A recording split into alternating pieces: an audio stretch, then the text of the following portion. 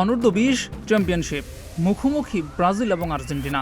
শীতের সকালে কম্বল জড়িয়ে নেট দুনিয়ায় ম্যাচ দেখার জন্য চোখ সারা বিশ্বের কোটি কোটি ভক্তের।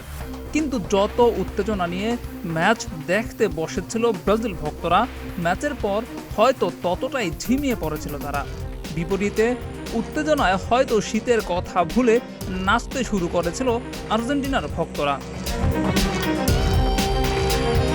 ব্রাজিল এবং আর্জেন্টিনার ম্যাচ মানেই অন্যরকম উন্মাদনা।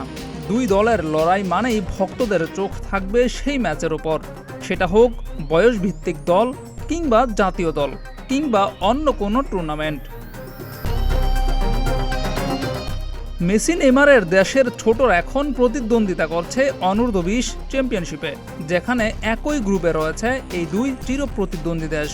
সেখানে নিজেদের প্রথম ম্যাচেই মুখোমুখি হয়েছিল তারা।